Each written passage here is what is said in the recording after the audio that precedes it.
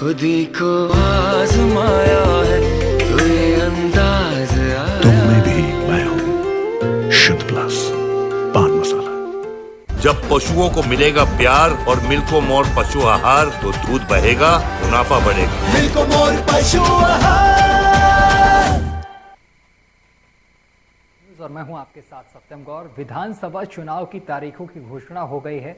आप पार्टी के नेता अनुज शुक्ला कानपुर की आर्य नगर विधानसभा के प्रत्याशी ने कहा है कि कानपुर में बिजली, पानी, शिक्षा और स्वास्थ्य बदहाली की कगार पर है।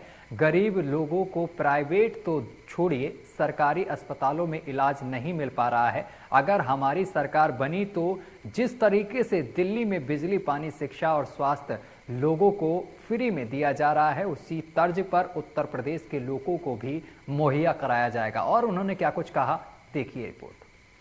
यूपी में विधानसभा के चुनाव की तारीखें घोषणा कर दी गई है। ऐसे में जो कानपुर के हमारे अनुज शुक्ला जी हैं, वो आर नगर विधानसभा चुनाव से लड़ेंगे और आम आदमी पार्टी से। अब ये इनसे बात करते हैं कि किस तरह से चुनाव लड़ेंगे और क्या पूरा इनका मुद्दा रहेगा। अभी चुनाव लोग तारीख निकलाएंगे हैं और ऐसे में किस तरह से आप लोग चुनाव लड़ेंगे, क्या है? देखिए, उत्तर प्रदेश में चुनाव की तारीखें आने के बाद आम आदमी पार्टी ने चुनाव का बिगुल फूंक दिया है और जनता और जनमानस इस बात को मान चुका है कि केजरीवाल जी के संगठन और आम आदमी पार्टी के संगठन में दम है जो किए हुए वादों को पूरा कर सकते हैं। दिल्ली में जिस तरह से केजरीवाल जी ने अपने सारे वादे पूरे करके दिखाए हैं, वो एक मिसाल बन गया है। भारतीय राजनीति को बदलने का काम किया है। आज तक सारी पार्टियां जहां जुमलों की बात करती थी, ख्याली बातों की बात करती थी, कोई कहता था कि 15 लाख अकाउंट पे आएगा और लफाजियाँ करती थी, उनकी सबकी बोलती बंद कर दी है आम आदमी पार्टी के केजरीवाल जी ने।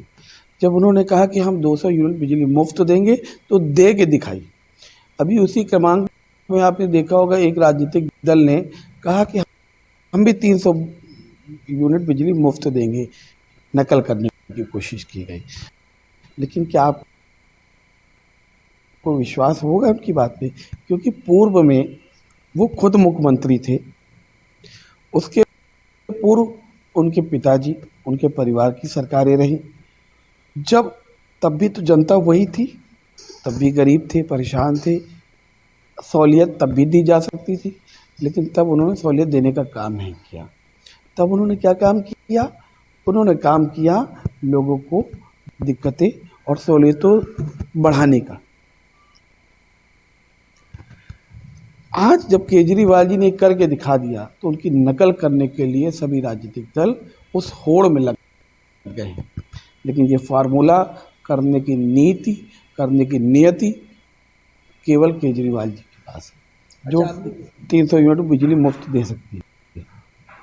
अच्छा, अभी जो प्रधानमंत्री थे अपनी पंजाब रैली करने गए थे, उन्होंने बोला कि हमारे किसानों में हमला किया गया था और हमला तो बस निकल हम जानते। तो कहता कितना ये सत्ता है, क्या एक राजनीति इनका बयान है कि इन्होंने क्या? देखिए, मैं इस विषय पे तो ज़्यादा नहीं कह सकता हूँ क्योंकि वो प्रधानमंत्री जी के स्तर का मामला है, उस स्तर पे। लेकिन जो राजनीति और कार्रवाइयों की मैं थोड़ी बहुत सोच या पहुंच रखता हूं, जानकारी रखता हूं, उसके हिसाब से राज्य प्रधानमंत्री की जो सुरक्षा है वो सर्वप्रथम एसपीजी के हवाले होगी। एसपीजी उसको मॉनिटर करती है कि उनको किस रास्ते से, किस रूट से कहां कैसे पहुंचना है, और ऐसा वो रास्ता बनाया जाता है जिससे वो सुगमता। असमंजस की स्थिति तब लगी जब प्रधानमंत्री जी का काफिला 140 किलोमीटर गाड़ियों से जाने का उन्होंने फैसला लिया। राष्ट्रपति जी को, प्रधानमंत्री जी को और बड़े नेताओं को वाहन के रूप में हमारे यहाँ कई हवाई जहाज भी मिलते हैं, क्या उससे नहीं जा सकते थे? इसलिए एसपीजी की जो सुरक्षा थी उसके घेरे में वो रहते थे। एसपीजी पहले ही आके उन रास्तों का, उन जगहों का निरीक्षण कर लेती है। तो इसलिए इन बातों को कहना कि साहब ये एकदम से हुआ, तो ये मतलब नहीं कह सकता। हो सकता है इसमें कांग्रेस सरकार की कोई चाल हो सकता है कि बीजेपी की कोई चाल हो, क्योंकि दोनों ही चाल में माहिर है। अच्छा, क्या था कि अभी कानपुर में जो रैली भी हुई थी अभी और संबोधन किया जा रहा था अभी, तो उसमें भीड़ नहीं दिखी है, कुर्सियाँ खाली थी। अभी पीयूष गोयल भी आए थे 2 दिन पहले, उसमें भी बिल्कुल भीड़ नहीं थी। तो क्या लगता है कि इस बार कानपुर जनता का क्या कंसेप्ट है? देखिए, कानपुर में भीड़ ना होने का और भीड़ के जगह पे ना पहुंचने का सबसे बड़ा कारण है भारतीय जनता पार्टी ने केवल कानपुर के लोगों को ठगने का काम किया है। कानपुर के लोगों को केवल धोखा देने का काम किया गया। अभी एक सर्वेक्षण आया, भारत सरकार द्वारा एक सर्वेक्षण किया गया, सर्वेक्षण 2022, जिसमें कि उनमें ये बताया गया कानपुर में कि कौन कौन सी जगह हॉस्पिटल, स्कूल, होटल या ऐसी कौन सी जगह जो कानपुर में बेहद साफ पाई गई। आपको जानकर ये शर्मिंदगी महसूस होगी कि कानपुर के अंदर कोई भी सरकारी अस्पताल उस लिस्ट में नहीं था। एक भी हॉस्पिटल इस लिस्ट में नहीं था कि उसमें इलाज तो नहीं हो रहा है तो कोई बात नहीं, सफाई के मामले में भी सरकारी अस्पताल सबसे 0 नंबर पे है। स्कूल के मामले में भी उनकी कोई गिनती नहीं थी, खुद भारत सरकार ने कराया है सर्वेक्षण में। जब आप सोचिए कि जिस देश, जिस प्रदेश, जिस जगह पे सरकारी पद सब पाना चाहते हैं, लेकिन सरकारी हॉस्पिटल में इलाज नहीं हो रहा है, शिक्षाएं नहीं मिल रही है, सरकारी स्कूल में बच्चे पढ़ नहीं पा रहे हैं। एक नेता, एक अधिकारी का बच्चा जो सरकारी स्कूल में पढ़ता हो, आप मुझे बता दीजिए, क्योंकि उनको पता है उन्होंने किस स्तर पे पढ़ाई, हॉस्पिटल लाके छोड़ा है, उन्होंने बर्बाद करके छोड़ दिया है। केजरीवाल जी ने मोहल्ला क्लिनिक, हॉस्पिटल और स्कूलों को बनाने का काम किया गया है। दिल्ली में अधिकारी और सरकारी विधायकों और सांसदों के बच्चे सरकारी स्कूल में पढ़ते हैं, हमारी यूपी में कोई नहीं पढ़ता है। आप हमारी यूपी की स्थिति को समझ सकते हैं कि शिक्षा में और स्वास्थ्य में ये 0 प्रदेश हो चुका है। आम आदमी पार्टी जनमानस से जुड़े मुद्दे को कम करने का काम नहीं किया है। हमारे यहाँ रोडें नहीं बनी हुई हैं। आर नगर में किसी गली, किसी मोहल्ले में आप चले जाइए, नालियाँ, रोडें सब खराब हैं। आर नगर में कोई सरकारी स्कूल पढ़ाने या पढ़ने लायक नहीं है। अगर गरीब आदमी अपने बच्चों को पढ़ाना चाहता है तो अपने घर वालों की एक वक्त की रोटी को बंद करे तब वो बच्चों को पढ़ा सकता है। 4,000-3,000 रुपये महीना वो सरकारी स्कूल का फीस दे सकता, प्राइवेट स्कूल की फ़ीस दे सकता है। तो पढ़ाई, शिक्षा के मामले में 0 है, ये मुद्दा है हमारा। हमारे हॉस्पिटल जो हैं, चाहे उड़सला ले लीजिए या कानपुर का कोई भी सरकारी हॉस्पिटल ले लीजिए, हेल्थ ले लीजिए, ये इलाज के नाम पर शून्य होते चले जा रहे हैं।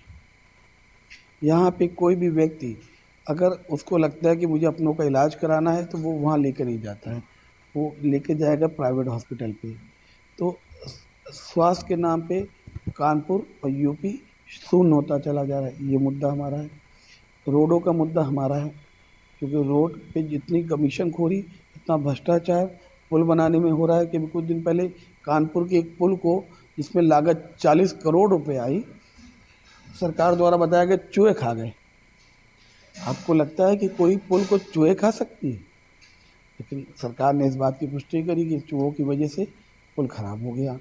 आप पार्टी अपना किससे फायदा मानती है चुनाव में?